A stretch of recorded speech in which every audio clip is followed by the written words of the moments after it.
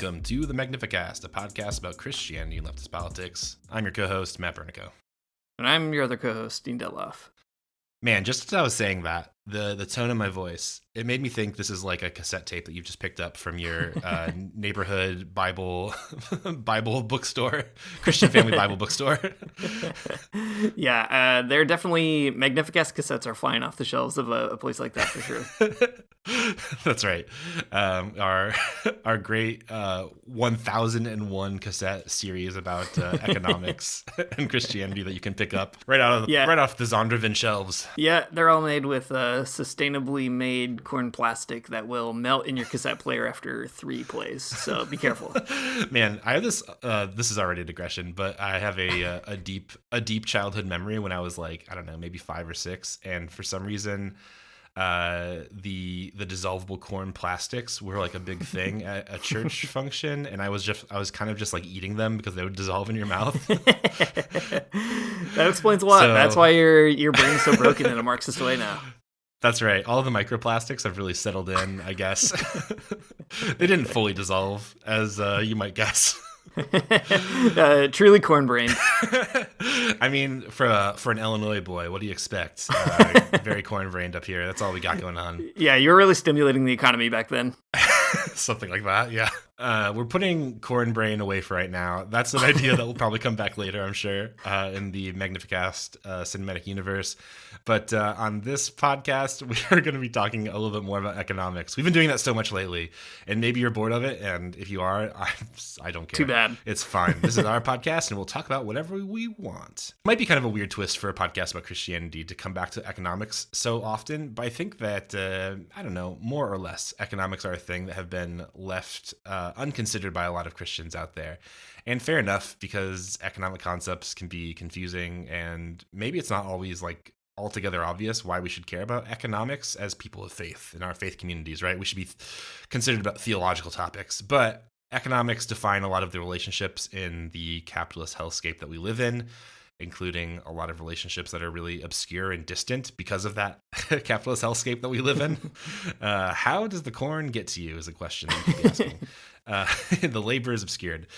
We mentioned some of this like ongoing confusion and discourse around the Good Samaritan last week. There's some overlap in these conversations about economics because that's kind of what the questions of economics come down to, right? Like, who is our neighbor? How should we care about them? How should we come to know about them? All this kind of stuff. Some people might tell you that there's a list of concentric circles of people you should care about, who maybe are your family, and then the people who live next to you, and then your community or whatever.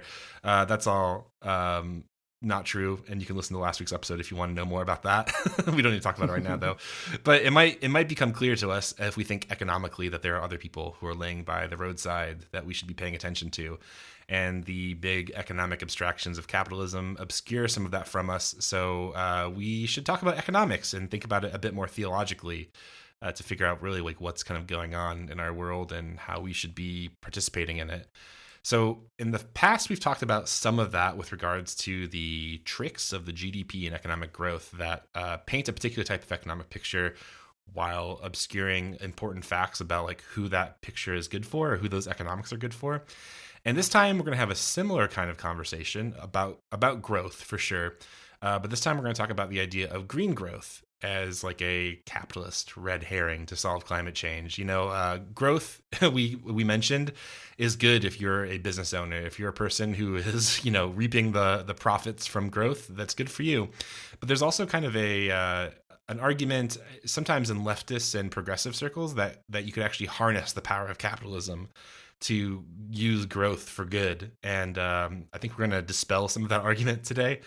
Dean, how does that all sound to you? It sounds good to me. And for the listener, I guess just like the other 2 episodes on GDP and economic growth, this is a bit of a beta test of a chapter that we're working on in our book on degrowth. And man, Matt and I have really been in the weeds for the last month and a half, reading all kinds of stuff about the latest schemes in green energy and capitalist growth and green growth. And I think it's interesting to think it through because green growth seems so appealing on its face that, okay, maybe the problem is that capitalism has encouraged or been built by a kind of fossil fuel regime. But the one thing capitalism is good at, which is something that even Marx talks about, is building new kinds of production, expanding production. And when it comes to things like green energy, we need a lot more of that stuff. And so the argument goes, why don't we just take all the harmful stuff about growth related to kind of expanding our fossil fuel world and instead direct it somewhere else to grow all the stuff that we do need, which again is what capitalism is good at. So why don't we kind of turn it around?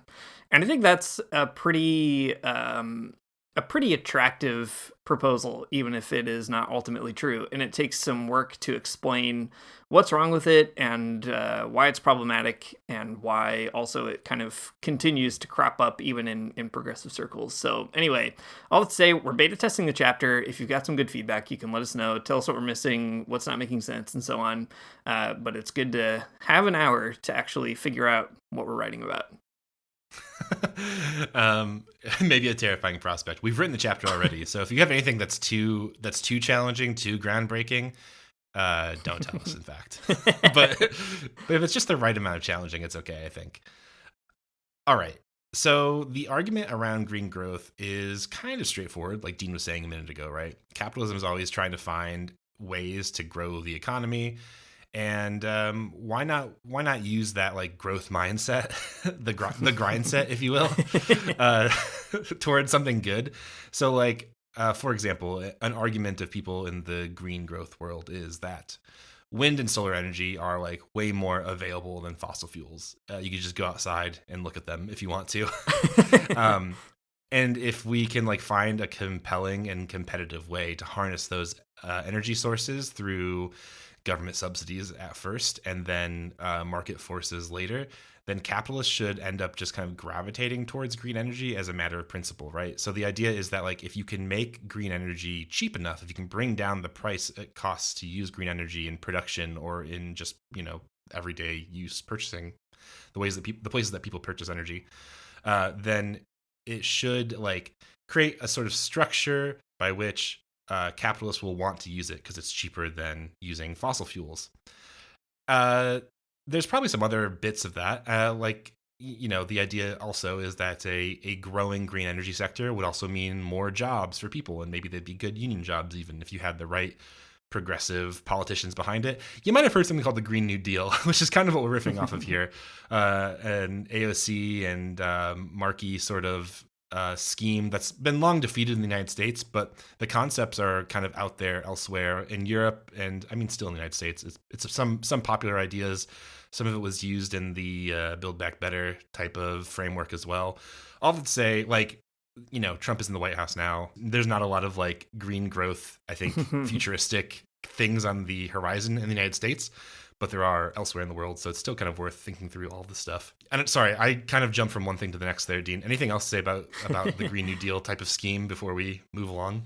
Yeah, I mean, maybe just to set the stage a little bit, I think it might be helpful to mention. So, yeah, the Green New Deal is maybe the most. It's like if you plot it on a spectrum, it's the electoral progressive option for green growth, and it might be strange to put it that way because it is very progressive, and I think there's a lot of good things in the policy put forward by AOC and Markey, and like you said, stronger protection for workers, and there's a kind of affirmation of the role of the state as a public investor. There's an affirmation of the role of community control and input on energy development, which is all extremely good and would be a game changer. So not to be too down on it at all, but it is locked into. Understandably, it's locked into a vision of what you can accomplish with a kind of progressive capitalist system. And just like the old New Deal, there are good things about that, and there are also big limitations with that. And the kind of Keynesian project that you got after the Second World War, it built a lot of really good infrastructure, a lot of good stuff. Shouldn't have dismantled it for sure. But also it came with lots of compromises, including compromises on, who gets to be unionized or what's the kind of racial dynamics involved in expanding the benefits of the public good. So all that to say, those kind of limitations persist in the Green New Deal, and we'll talk about that. But also on the other side of the spectrum, green growth is not only a progressive idea. In fact, it's kind of becoming the mainstream idea among all capitalists. I mean, except for like the most brutal or kind of fossil fuel addicted, like Donald Trump and that regime. But, the World Bank explicitly is pursuing policies of green growth. In my own country, in the government of Canada, they talk about green growth all the time in their own policy documents. It's like a express goal for them. And, banks and CEOs and whoever else, everybody's talking about green growth. So I think it's important to kind of name it as this is basically the way that people are talking about solving the climate crisis, with some exceptions. I mean, you also have like Bill Gates being like, I will blot out the sun with my Microsoft money, and that will help. It is insane, but that's also an important piece of the whole structure too, because green growth, in theory or in actuality, may not keep up with the results of climate change in effect. So all kinds of other bits and pieces come into play with regards to mitigation and adaptation, and literally blotting out the sun is a adaptation strategy and mitigation strategy. So I don't know, some of the more like science fiction apocalyptic scenarios are not necessarily related to green growth, but are tangentially related, and I think that's worth saying that there's some very bad stuff that is kind of connected to these ideas. Yikes. Yeah. And I guess the key here is to say green growth is the way that everyone's talking about climate change for the most part. And by everyone, I mean like everyone who has the power to do something different. Everybody's talking about green growth, with some major exceptions, like China is doing something different. Vietnam is doing something different. And we can talk about that as well in a little bit.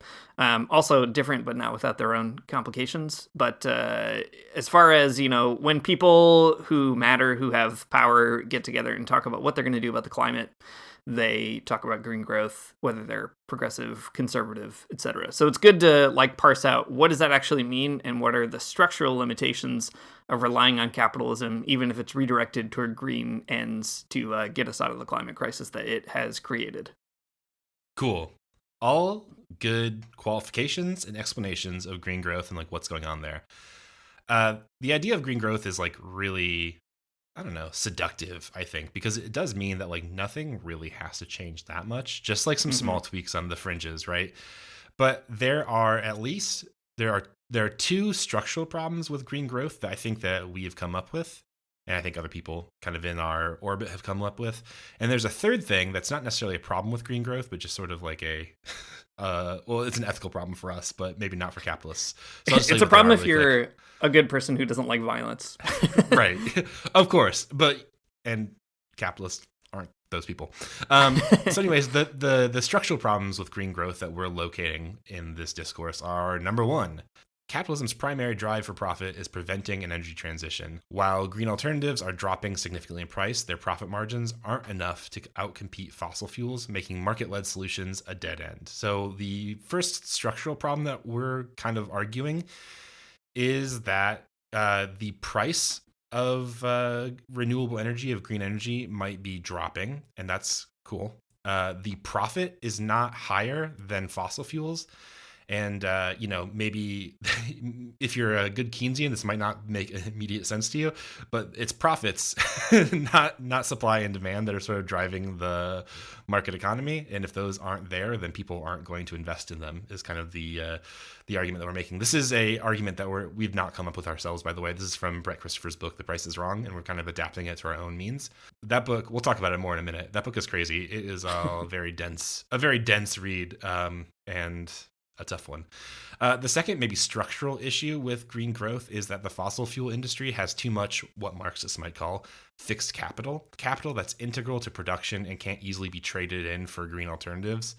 So decarbonizing energy production would require capitalists, oil companies, investors walking away from $1 trillion in fossil fuel assets, basically. Not just the oil itself, but also like the whole apparatus that it uses to find and extract those fossil fuels. So asking capitalists to walk away from money that's on the table is like impossible. You can't do it. You can't do it unless a state is like coercing them not to. That's the second issue. And then the third one, which is a feature of capitalism, but a problem if you're an ethical person, is without an intentional change from our global economy's model of imperialist exploitation, a green growth economy that relies on green energy would also rely on the exploitation and dispossession of the people of the global south. 3 problems in this episode that we're going to talk through, and then maybe we'll. I mean, it all has, I think, a lot of importance for people who are spiritually inclined, religiously interested, theologically curious, and so on. So we'll kind of like wrap that in as well as we go along, but all pretty important pieces. Yeah, they are all important pieces, and the first two, I think, do rely on some pretty specific books or research, so we'll kind of just walk through them maybe. But the third one is likely the most familiar to listeners of the podcast, related to things like imperialism, the green transition's effects on people in the global south, and all the rest of it. But let's start with the structural stuff, and then I guess the reward is if you can survive the first two sections, which are boring, you can at least get to the part that might be a little more familiar and take a breath at the end. And maybe at the end too, right. we'll talk about like Laudato Si and some kind of Christian critiques of green growth as well. But you got to eat your vegetables first, and then you can get to the good theology at the end. So your green vegetables. That's right. So let's start with Brett Christopher's argument in The Price is Wrong.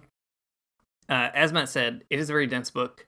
It is full of stats and data and explanations of how electricity grids work and just all kinds of wild stuff going on. And it's one of those things where you kind of like, as you're reading the book, you're like, whoa. I'm convinced there's a lot going on here. And then if anyone asks you to explain what's going on in it, you really have to think about what you're actually learning or like what the meta points are. So we're going to do our best to maybe do that. For sure. It's an argument that does not lend itself well to like just like summing it up. It's a hard book to just kind of say, and this is what it's about. There's a lot of inside baseball sort of explanations that you need weird guy like Brett Christopher's to explain to you. Which I think is actually the strength of it, because the thing about energy policy and infrastructure and economics is that it is not simple and it's not straightforward and it's not universal either. It's incredibly haphazard, complex, full of weird choices that people have made, sometimes intentionally, sometimes just by accident. So, the complexity of the argument reflects the complexity of the situation. But we're going to try to do some job of simplifying it.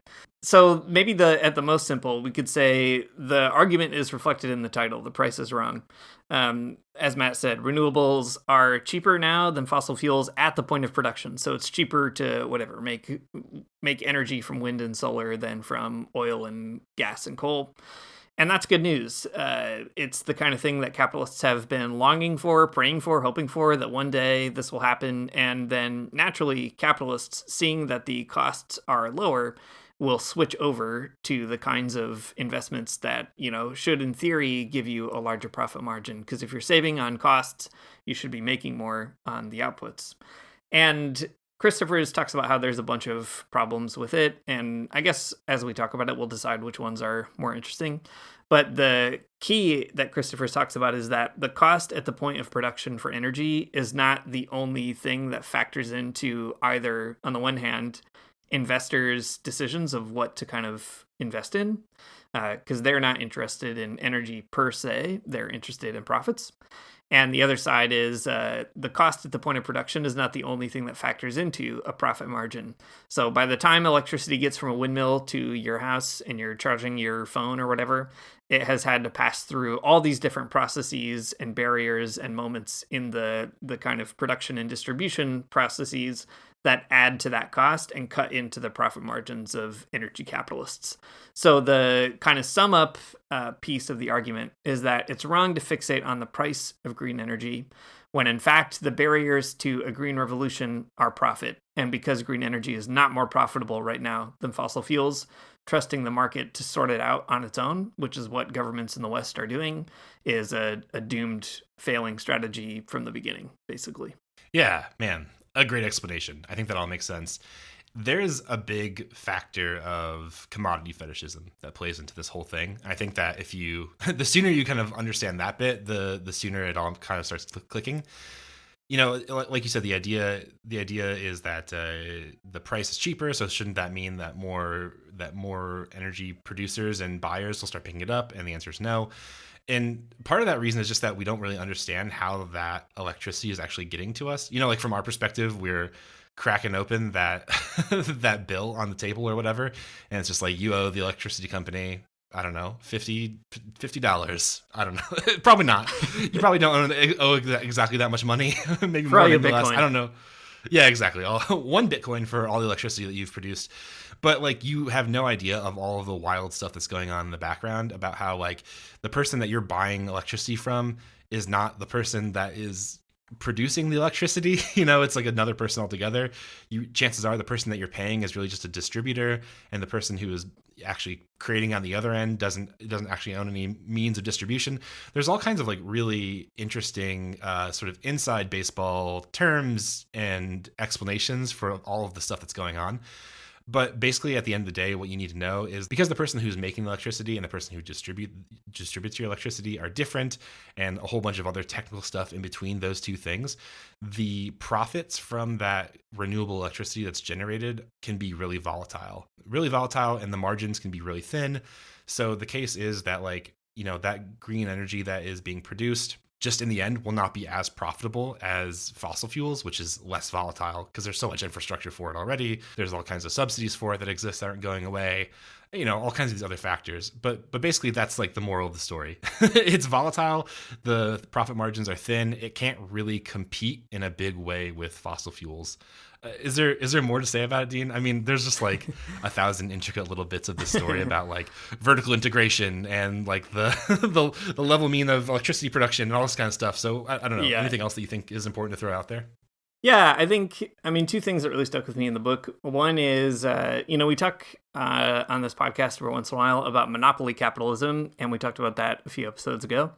And the kind of theory of monopoly capitalism is that at some point, the competition among capitalists, Marx says competition will always drive down the profit margin because capitalists are out competing with each other. And in order to do that, they have to kind of dip into their profits to streamline their operations or decrease costs or kind of take a lower profit in order to outcompete other capitalists in getting things to market, etc. So that was sort of a tendency of the rate of profit to fall, Marx thought. But monopoly capitalists say Marx is right about what's going on in his moment in capitalism. But he also even already kind of intuits, even though he doesn't develop, the idea that over time, monopolies develop out of that process as well. And they do it in order to kind of stop that from happening, to stop the dog-eat-dog cutthroat situation of competitive capitalism and secure more stable growth by sort of tacitly agreeing to stop having, such a hyper competitive relationship with each other. So we're stuck with a situation now where most wealth or most kind of capitalist industries are concentrated in the hands of, a pretty small amount of big companies. And that's where we're at. And what's interesting about the kind of energy discussion is the monopoly capitalism piece is true in a big way for oil, to the point that there's, oil cartels, right? Like OPEC, where like monopolies are explicitly kind of setting the price for oil and deciding when to turn on the oil taps and when to turn them off in order to regulate prices. And of course, they can't do that totally, absolutely. There are other factors involved, but on the whole, there's a monopoly relationship there. And the situation is the opposite with green energy. It's a very new kind of energy. It's full of entrepreneurs and innovators and experiments and so on. And so it's still a pretty competitive kind of industry. So you have all these green energy folks competing with each other in the way that Marx describes, where the profit margin is always getting driven lower and lower just by virtue of that process. But they're also competing with the already extant monopoly of oil or fossil fuels more generally. And that kind of structurally inhibits the growth of the profit margin in green energy, which in theory would be good for consumers, but in actuality is not because of the oil infrastructure that we have. The other one is the materiality of energy infrastructure. I thought was really fascinating. So he's talking, for example, about how, like, let's say you want to build a wind farm. Wind farms, windmills, they require a lot of land, and the price of land goes into that process. Cheap land is, usually in a rural area, and it's also not like you can just build them anywhere. There has to be lots of conditions. There has to be enough wind, all this kind of stuff. And in order to buy that land, most likely you'll have to take out a loan, and you'll have to take out a loan too to sort of build the infrastructure that you have. Once you have the infrastructure there, you have to get the power from that rural area where the demand for electricity is probably not very high to a more urban area, let's say, where the demand is very high. And also, not only do you have to do that, but that's what we need to do, right? We have to kind of get the electrical grid off of its addiction to fossil fuels and onto green energy. And so that requires tons more of investments in things like, hooking yourself up to the electrical grid and all that kind of stuff. So by the time the electricity gets from the windmill to whatever, the distributor that's going to sell it to homes, that price carries not only the cost of production from the actual generation of electricity, but also paying back the loans the capitalists had to take out, paying for the kind of ongoing costs of maintaining infrastructure, all these other things. So by the end of it, Christopher says the average is like green energy makes about 4 to 5% of a profit in terms of a return on your investment, whereas fossil fuels are still making about 15% of return on your investment. So the materiality of all that stuff ultimately makes it such that if you're a capitalist, your goal is to increase your wealth, to increase your capital. You might be kind of personally interested in green energy, and that's cool. But at the end of the day, what you want is to grow your money. And if if your returns are 3 times bigger in this other energy sector than the first one, capitalists are not just altruistic people. They don't just choose, to take 1/3 of the profit that they could make out of the kindness of their hearts on the whole. And Christopher says that's kind of the fundamental problem, that the profit margin is just such that fossil fuels are always going to be a little more sustainable in terms of a profit way, and less sustainable in terms of an ecological kind of mentality. And that's like a huge major disconnect. Right. Man, a great explanation. You did such a good job. I think it's all very complex. The things I always think about in this chapter are things that are not going into our book, which is probably for the best. But there are these a few different examples that Christopher brings up about different wind farm projects that he was citing that I think are in Norway. And in both cases, like, there are these 2 different projects. They're both wind farms. They're all set to kind of go. They just need funding from investors, and they sit for 10 years before finally BlackRock arranges corporate investors to come along and purchase the electricity that is produced from them for series 10 to 20 years basically.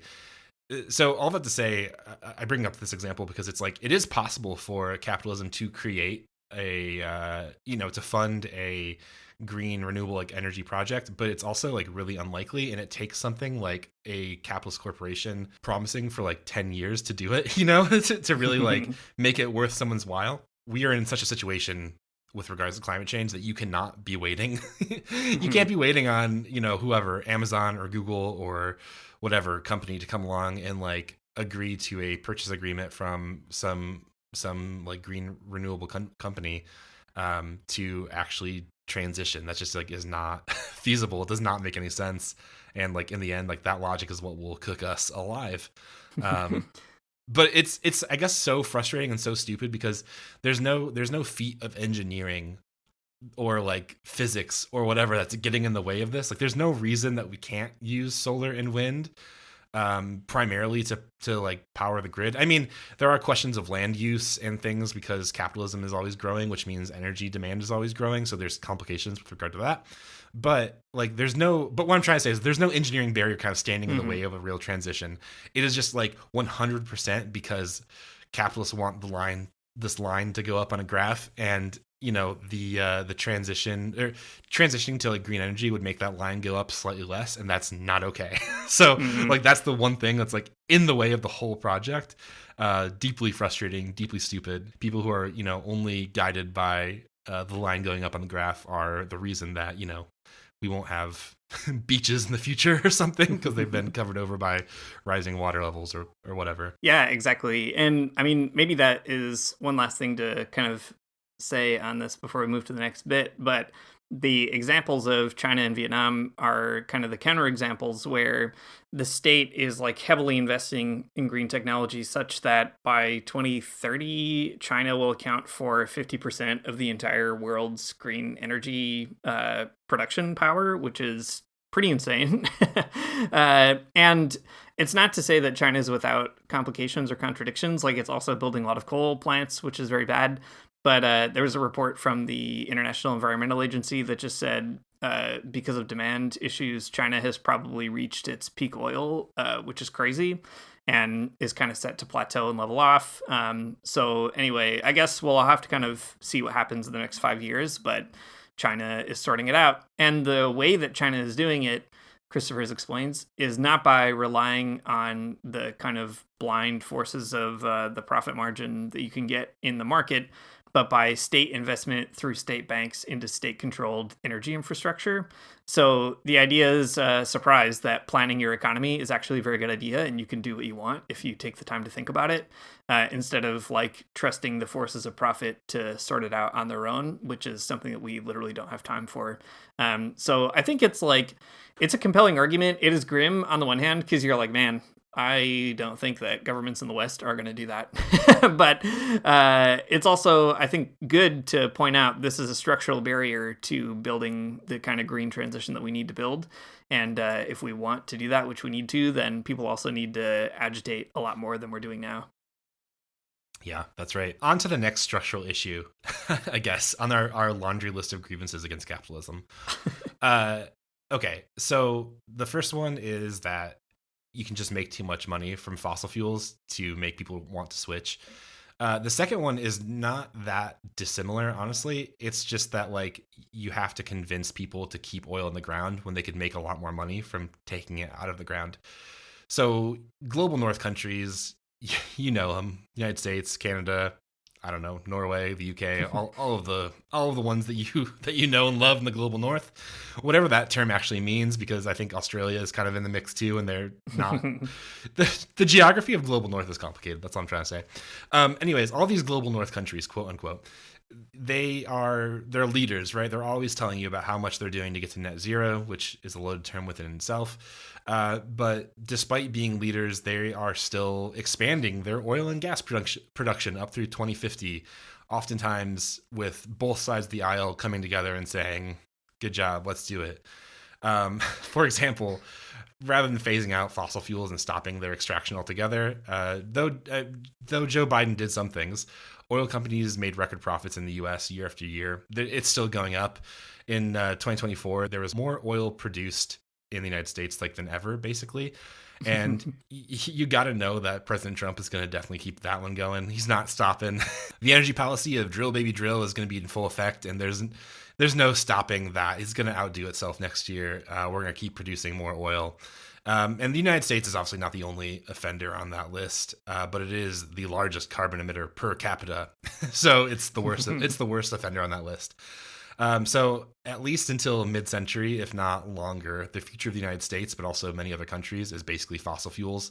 The expansion now means more fossil fuels later, and that also means a warmer planet later. Just as we go on, as we continue to do it, that's what it means. If you'll recall from past episodes, or if you're just a person in the know, the IPCC, a big governmental panel on climate change, has said that we really need to keep the global average temperature to, quote, well below 2 degrees Celsius. That's what it would mean, so that maybe we wouldn't have such negative effects in the future. That's like the well below basically has been agreed upon as 1.5 degrees Celsius. That's like the agreement in the Paris Climate Accords, which is I don't want to say it's over, but like this year we got to 1.5 degrees Celsius global average temperature, if not, I think a bit warmer. So it's just well below 2 degrees is not going to happen. I think we'll be lucky if it stops at 2 degrees, but probably won't even be that lucky. All that said, like, it is in capitalism's short-term interest to keep the fossil fuel industry alive and booming because it makes them a lot of money. But it's also going to kill us in the long term, I guess, is the goal. To get like capitalist corporations to stop, you basically have to dissuade them from the whole idea of the growth imperative. You have to have like a big stick or a very tasty carrot to seduce them away from the fossil fuels that are in the ground. Like, I think on the face of things, if you asked basically any person on the street, is human life more important than the profits of oil executives, they would be like, yeah, of course they are. But like, And that's true. I mean, I believe that 100%. Obviously, everyone does. Everyone thinks that. No one thinks that fossil fuel executives should be making that much money, except the fossil fuel executives, probably. But like, the thing is that like you basically to get that that idea put into action, you basically have to persuade the fossil fuel executives and corporations to what is, kind of like destroying their own property. If you want capitalists to just leave the oil in the ground, you have to somehow find a way to persuade them to do what's called asset stranding. You can't see it, but I'm doing quotation fingers because that's the industry term. I can see it in my mind's eye. Oh, good. I'm so glad. Asset stranding is like a fundamental barrier from stopping capitalists from extracting fossil fuels, because to asset strand, to walk away from the oil in the ground, means walking away from like money in the ground. This is an idea that is kind of a big deal within the climate change space. It definitely came more to my attention when previously the podcast reading group, we read Andreas Malm and Wim Carton's book Overshoot, which has a lot to do with asset stranding. So we have a bit of that in this book, and it is a really interesting idea because, well, it's a hard hurdle to cover, but it is interesting because there are all kinds of ways in which capitalism already does this. Just walking away from like a product, a commodity, is not necessarily new territory for a corporation. It happens kind of a lot. You can think of probably 30 examples after I start saying them to you, but it makes a lot of sense. So, for example, like the transition from cassette tapes to CDs is asset stranding in a way, because basically like you have to walk away from your big warehouse full of cassette tapes to sell CDs because there's like more demand for CDs, or pivoting that pivot away from cassette tapes to CDs might make you more money in the end, because you're opening up a new and expensive like market for people to start buying things from. And, having cassette tapes ends up being a liability when the rest of the market is moving towards CDs or something, right? This is a process that is called creative destruction, where it's like you destroy something and then you get something new out of it. You get this all kinds of places in economics. Marx is a big person who talks about this in the Manifesto and the German Ideology. In Capital, for sure, he talks about this. Like you always hear Marx talking about the proletarians. They're like the revolutionary class. But have you ever heard of capitalism? Because they're always changing the patterns and ways that things are produced. So capitalism has a certain revolutionary quality to it, and this like creative destruction is sort of like that quality about capitalism that lets them just kind of like kick out the old and bring in the new.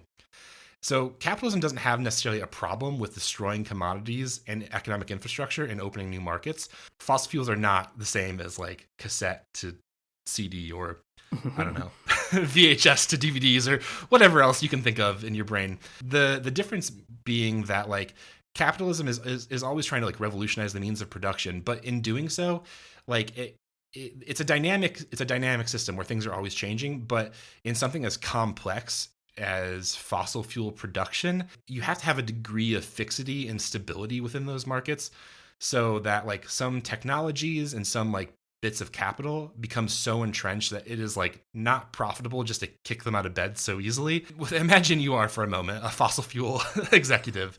Oh no. And oh no, I'm in hell. And you have like a big boat that you use to like a tanker, if you will, to carry like oil from one place to the next. And then someone was like, okay, now you have to get rid of this big tanker, even though you just bought it like last year, right? You wouldn't do it because it doesn't make any sense. That is the type of thing that's fixed capital, right? It's an instrumental piece of production that we need in order to create surplus.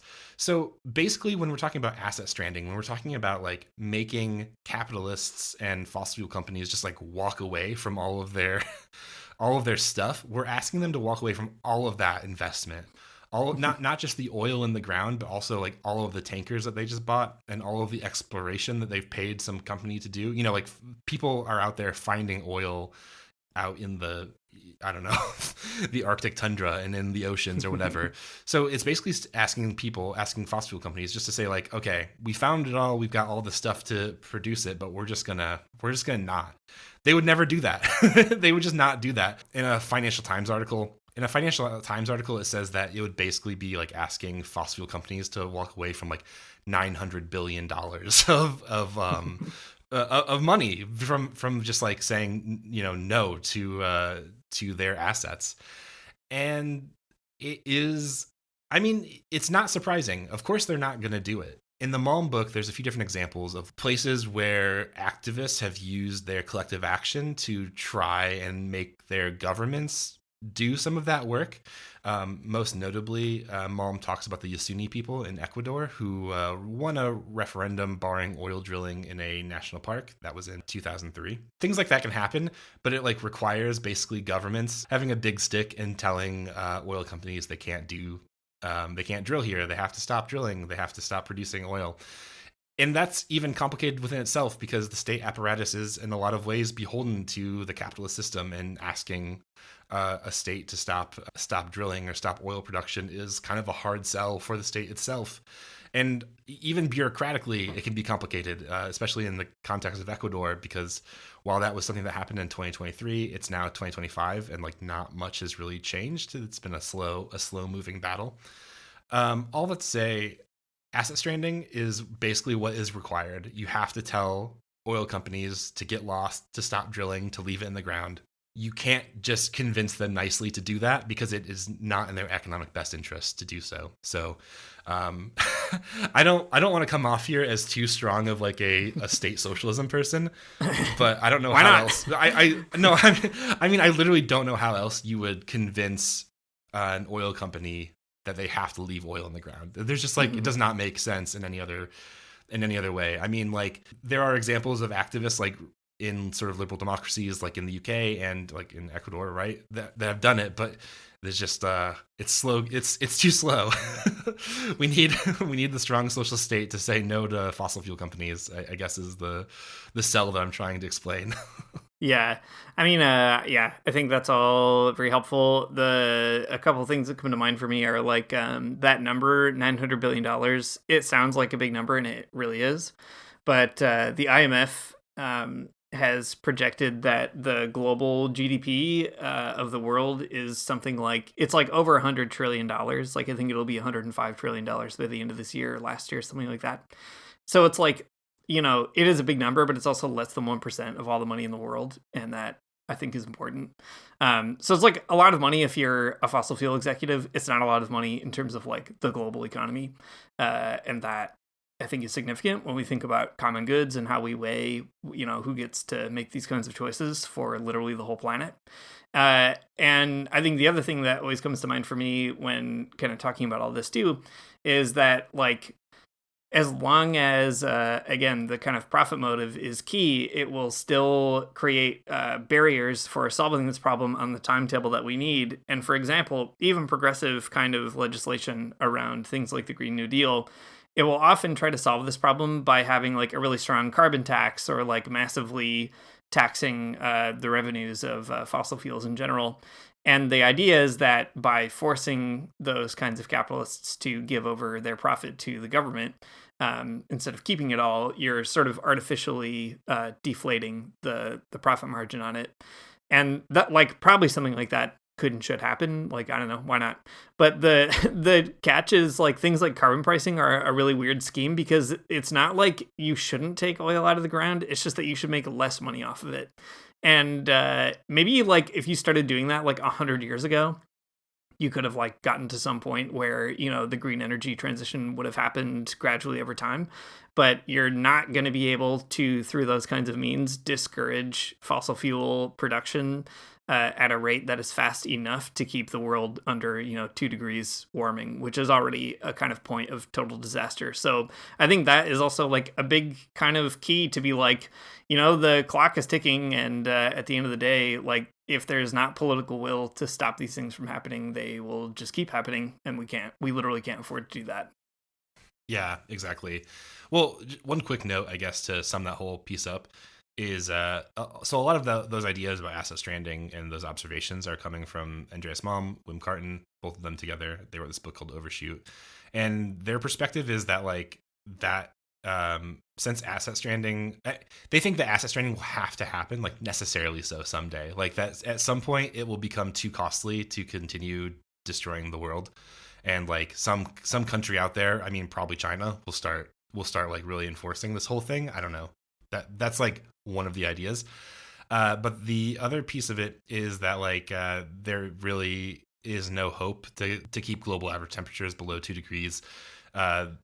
Malm's position is that the ideology of climate change at this point is overshoot, to just like completely go over the safe levels that, the quote unquote safe levels that people have proposed in things like the Paris Climate Accords, and instead just like keep going. And then hopefully there'll be some strategies of mitigation in the future, like technological utopian type of strategies in the future that do include Bill Gates blotting out the sun. So it's just like, I guess that whole perspective, I think, ends up being really helpful, because it kind of demonstrates why strategies of green growth just really aren't adequate, because you're asking too much of capitalists who are completely warped and motivated by the idea of making money, and they just cannot see why they wouldn't keep doing it unless somebody made them stop. Right.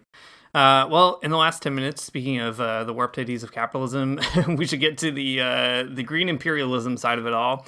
So these two things, the profit motive that is holding back green energy and the profit motive that is continuing fossil fuel production, is also a big, those are like structural pieces, but the profit motive is also an engine for violence around the world.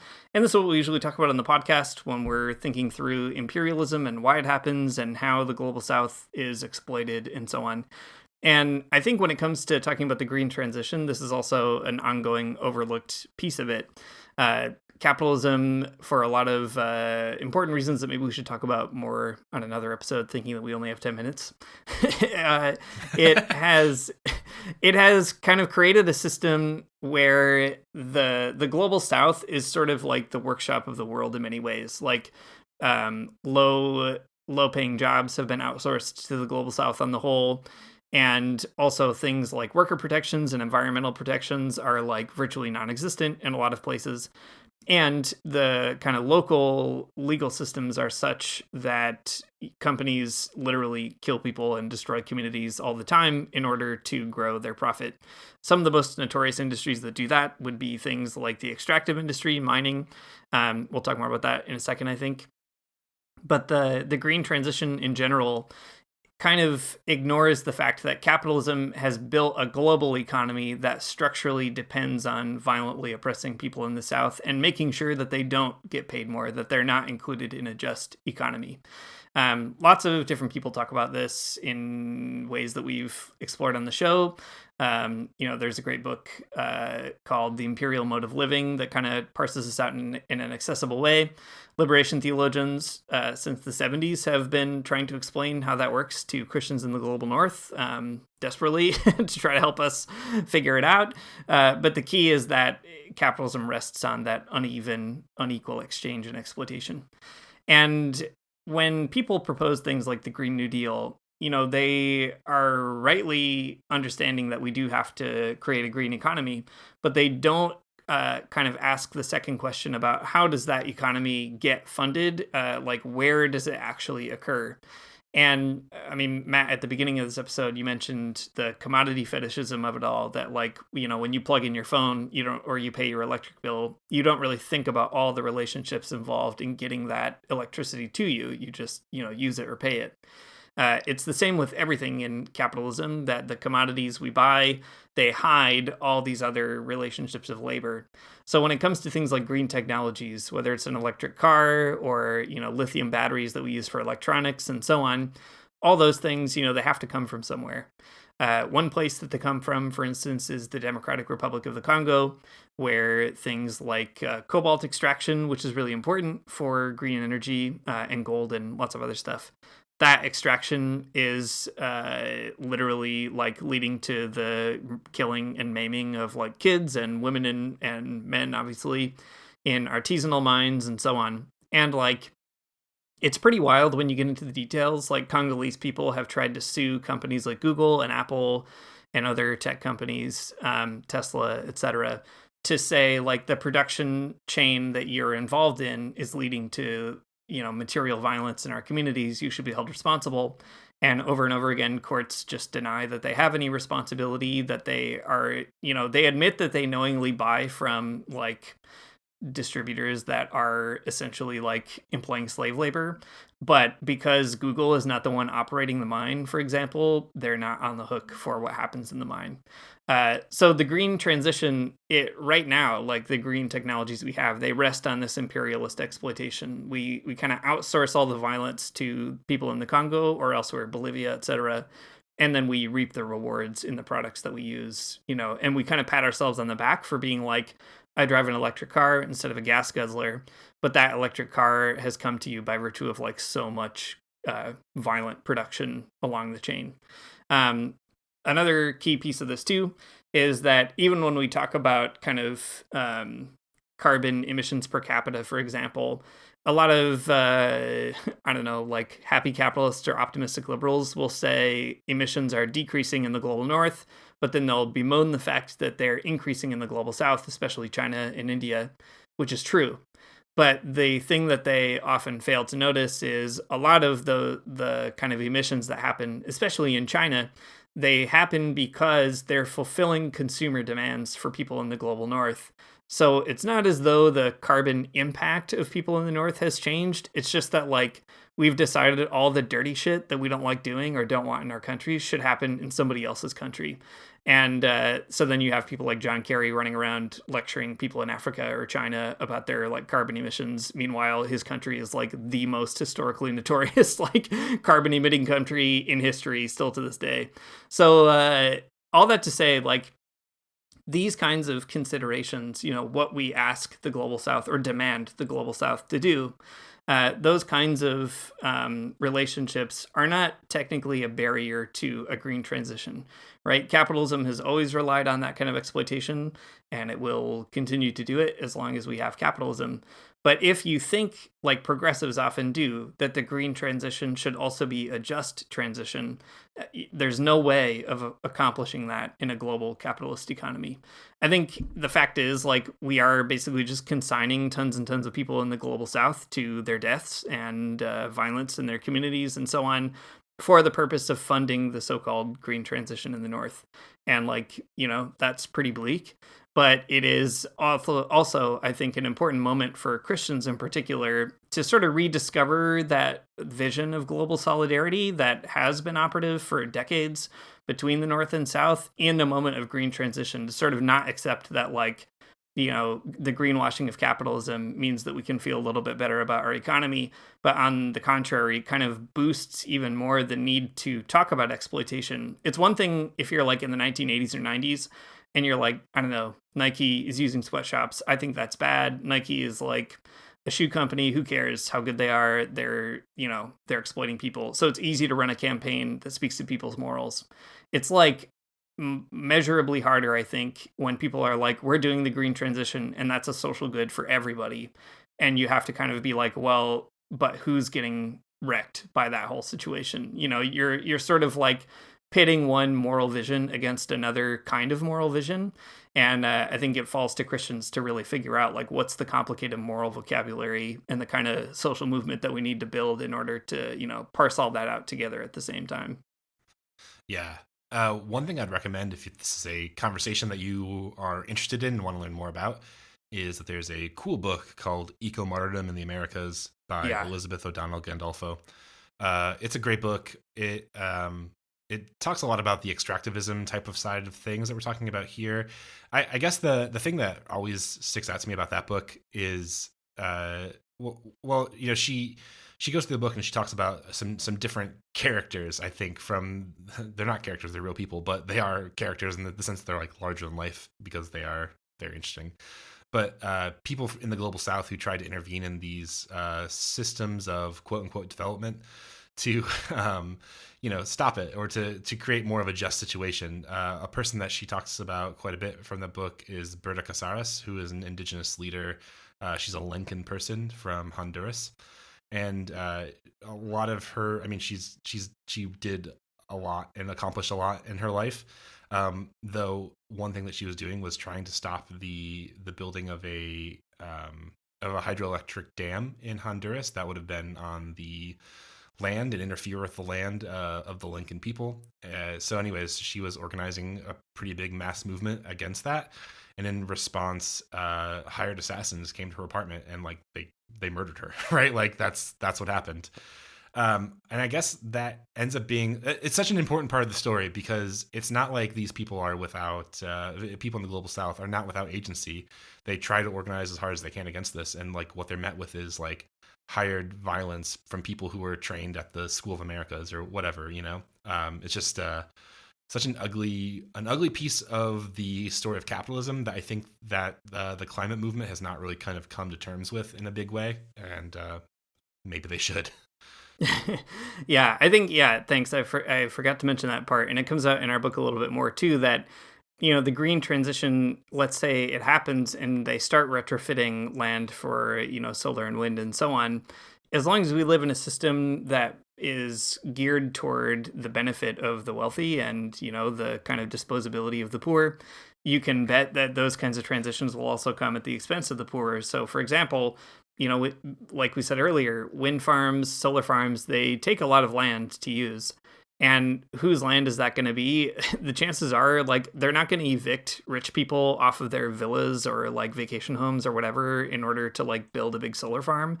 They're going to evict like poor peasant farmers off of the land that they don't have a title to in the global south, which they do for deforestation and mining and all kinds of other stuff. And we know that that is already happening, especially in a country like Honduras. There's a story we tell in the book that comes through Development and Peace, the great organization that I work for in Canada, where Honduran people were resisting a solar farm that resulted in their displacement and eviction from the land. And there's a pretty moving quote from one of the community members who basically says, like, we're not against clean energy at all. What we're against is a system that doesn't include us in it. And I think that is really the key, right? That even in capitalism, if we have a green transition, it's not as though it will just sort of, you know, come in an equitable way. And including when we talk about a just transition, we often talk about the rights of working people, which I think is essential and important. We rarely talk about the kind of land impacts that it will have. And you can bet too, in the global north, you know, racialized communities, indigenous communities, etc., those will be the communities who are also at the front lines of the land struggle for all those transitions. So I think it's a big key piece when we talk about green growth to be like, who is actually going to be forced to pay the price for that green transition? Like when at the end of COP27, I think it was, they announced that there needed to be like a tripling of green energy and renewable production by 2030. You know, the mining industry just started salivating over it. And there was like press release after press release about how important critical minerals are and all this stuff. And it's like all these progressives and liberals were really celebrating that as a victory. And in one sense, it is. Like, we do have to expand green energy transition technologies. But the flip side of that is you're also basically committing to like tripling the amount of land and labor exploitation by 2030, which is like a really brutal sort of dark side to those celebratory moments. So again, I think like, I don't know, at the end of this conversation on green growth, I think it's really hard to talk about this in a way that doesn't land you in a position of just like absolute doomerism. And like, that is a real liability. And I think something that we're still trying to figure out how to talk about in the book, because like it is bleak. But I think it's also the case that you shouldn't just like settle for what sounds like good news, but in fact is like also the news of condemnation to people, you know, around the world or the global south. So yeah. I don't know, no cheap victories, I guess, is what it comes down to. Yeah, big time. We haven't talked about degrowth at all in this episode, and I would hate to introduce a new concept in the last like second of the podcast. Maybe if you're interested in not being a doomer and learning more about how things could be better, you can tune in another 2 to 3 weeks when we've written the next chapter, and we have time to talk about that. Yeah, that's right. And you can buy our book, and then I'm sure it will have all the answers, and the problems will be solved. Yeah. But anyways, from this conversation, I think you can tuck some of these ideas away in your brain and maybe use them for later, just if for no other reason to recognize the complicated nature of the situation, and that capitalism has absolutely nothing to give you to get out of this. That climate change is an existential threat to humanity and to the earth itself. or at least to all the living things on the earth. I mean, the the rock and the mantle and the molten core, it'll all still be here, but everything else on top of it will be dead. But capitalism has nothing to offer. It has no way to get out of this. There's nothing it can do to convince you that there's nothing it can do. Like, there's no economic levers to pull within it, I think, that will fundamentally extinguish the profit motive. It's just like, it's not in the DNA of capitalism. It is capitalism itself that's causing this problem, and that's what you need to know. And we've given you 2 at least reasons why that's the case. So take those, put them in your big binder of ideas, and you can carry them around until you need to whip them out and tell somebody about them.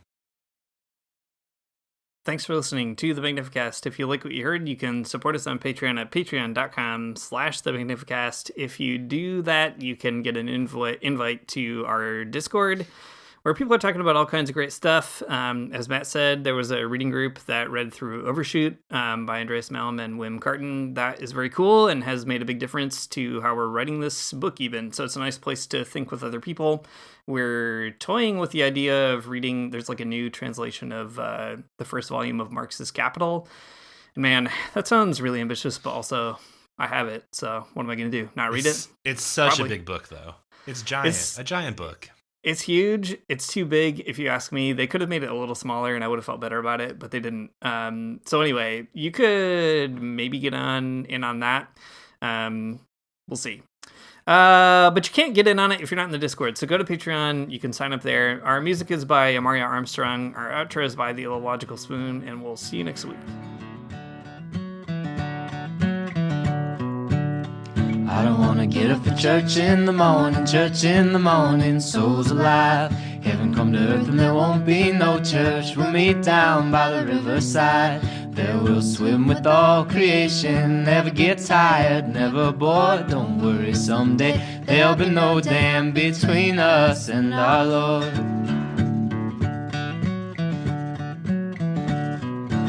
Jackson, keep your hoods up. Keep your hoods up and you stay up late.